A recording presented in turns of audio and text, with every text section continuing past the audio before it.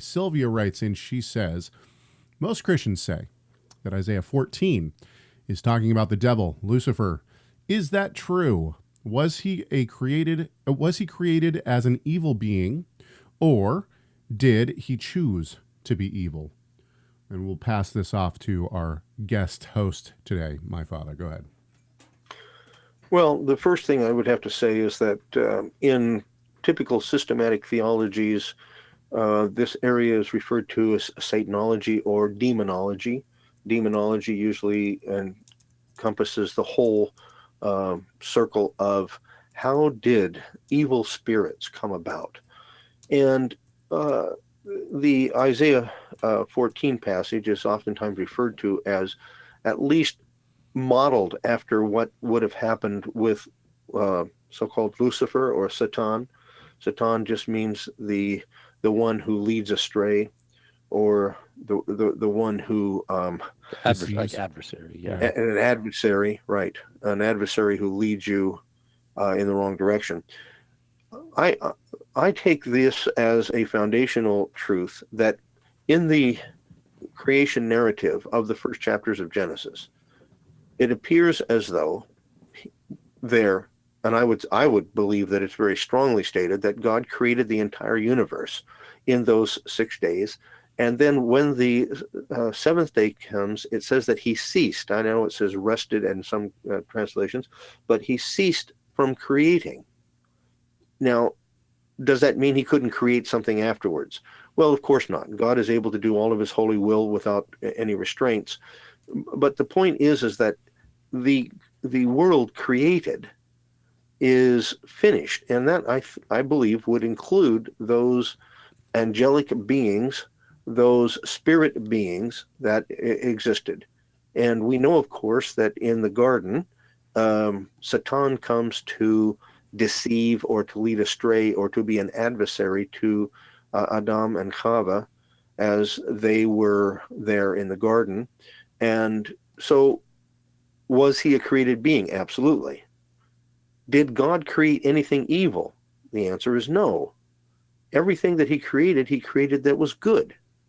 And we would even say along that lines that Adam and Eve, or Adam and Chava, were created without a sinful nature. But they obviously were created with the ability to disobey God. And that's what Paul says, that sin entered the world through one man, and death through that one man, through sin. And so all that we can say, and the Bible is not explicit on this, but all that we can say is that God created spirit beings, angelic beings, if you'd like, to be his messengers, to be his helpers, and so forth and so on. But he also created them with the ability, apparently, from what we can surmise, with the ability to rebel against him. And that's clearly what happened with Satan, or Satan, the evil one, and with those demonic beings that followed him. And so did he say that he wanted to be equal with God, as we read in the Isaiah passage?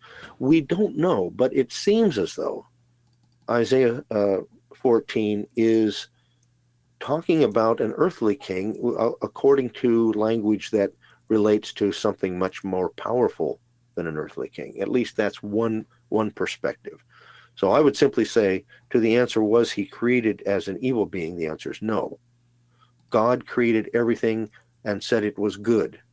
God is not the creator of evil. Now, I know in Isaiah it also talks about that he creates good and he creates calamity. Well, the Hebrew word ra, which is could be translated evil, it also means that which is calamity. In other words, in the world, is God in control of all things? Yes. So then, do hurricanes and so forth happen? Yes. But why? Because it's a fallen world. Okay, hang on just a second. I have a question about that then. So it's when Yeshua is being tempted, right? Yeah. Satan says to him, he says, "I could give you all this." Mm-hmm. Because I am, and he's even called Lord of this world.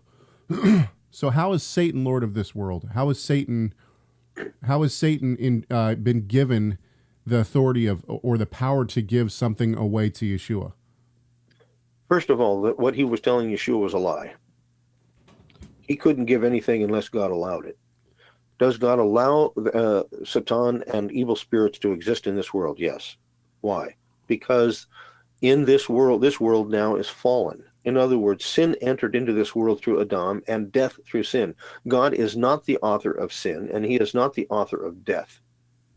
So we cannot, again, we come to the end of ourselves in this in terms of rationally trying to lay it all out step by step. But God allowed sin to enter this world and death through sin.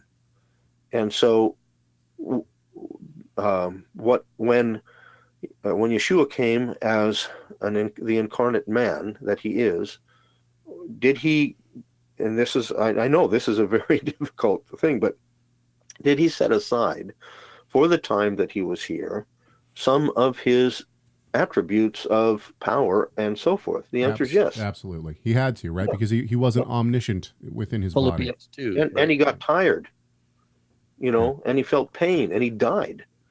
So he was tempted or tested in every point like as we are, but without sin. And I would simply say that word should be translated tested, not tempted. He was not tempted to sin because he could not sin, but he was tested with the fact that he set aside some of the use of his infinite attributes and became humble as a man, even to the point of death.